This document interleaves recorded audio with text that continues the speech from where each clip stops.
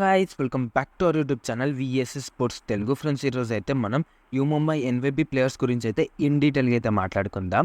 ముందుగా వీడియోలోకి వెళ్ళే ముందు please like, share and subscribe to our YouTube channel. Friends, you Mumbai వాళ్ళ హెడ్ కోచ్ వచ్చేసరికి అయితే మజందర్ రాణి. తిను వచ్చేసరికి అయితే ఒక Iran coach and last season కూడా తినే హెడ్ కోచ్కి అయితే వివరించారు యూ ముంబై టీమ్కి.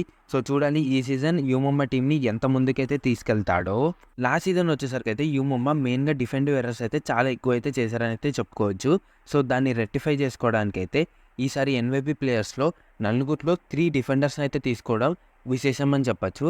అండ్ ఒక రైడర్ని అయితే తీసుకున్నారు. వాళ్ళెవరో ఇప్పుడు చూద్దాం. ముందుగా ఒక రైడర్ వచ్చేసరికి అయితే అజిత్ చౌహాన్. తిను వచ్చేసరికి అయితే ఒక left rider and Maharashtrian player. Khelo India మహారాష్ట్రలో తినైతే మంచి పర్ఫార్మెన్స్ ఇచ్చాడని చెప్పచ్చు. ప్లేయర్ ఆఫ్ ది టోర్నమెంట్ కూడా అయ్యాడు. అండ్ తిననైతే లోకల్స్ వచ్చేసరికి అయితే జూనియర్ అప్కమింగ్ సిద్ధార్థ్ దేశాయ్ అన్నట్టుగా అయితే పొగిడారనమాట. సో అర్థం చేసుకోవచ్చు ఎంత మంచి రైడర్ అవ్వే అవకాశాలు ఎక్కువగా ఉన్నాయో, ఎంత మంచిగా పర్ఫార్మెన్స్ చేశాడో. అండ్ ఇప్పుడు వచ్చేసరికి అయితే మహారాష్ట్ర స్టేట్ సీనియర్ ఛాంపియన్షిప్లో అయితే టాప్ రైడర్గా అయితే కొనసాగుతున్నాడు.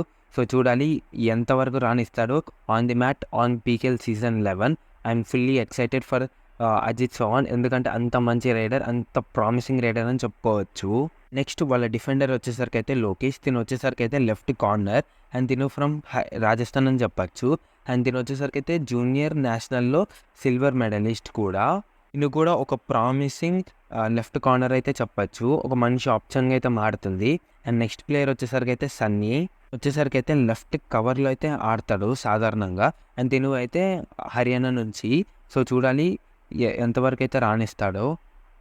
ఫైనల్ తిను వచ్చేసరికి అయితే దీపక్. తిను వచ్చేసరికి అయితే లెఫ్ట్ కార్నర్ ప్లేయర్. అండ్ తిను వచ్చేసరికి అయితే 4th nominated player from Haryana అని చెప్పచ్చు. అండ్ ఈ మధ్య హర్యానా నుంచి అయితే చాలామంది ప్లేయర్స్ అయితే నామినేట్ అవుతున్నారు for the several teams. Haryana అయితే మెయిన్గా కబడ్డీ ప్లేయర్స్ జనరేట్ చేయడంలో తోపు అని చెప్పచ్చు. సో చూడాలి ఇంత మంచిగా తీసుకున్నారు, వీళ్ళు ఎంత మంచిగా పర్ఫార్మెన్స్ ఇస్తారో చూడాలి. మెయిన్గా అయితే ఆ రైడర్ అయితే చాలా మంచిగా అయితే పర్ఫార్మెన్స్ ఇస్తున్నారు లోకల్లో. సో చూడాలి అప్కమింగ్ ఆన్ ది మ్యాట్ డైరెక్ట్గా తీసుకొచ్చేసి తనకి ఒక మంచి పుష్ ఇస్తే తను మంచిగా కొనసాగే అవకాశాలు అయితే ఎక్కువగా ఉన్నాయి. అండ్ అప్కమింగ్ సిద్ధార్థ్ దేశాయ్ అని కూడా చెప్పచ్చు.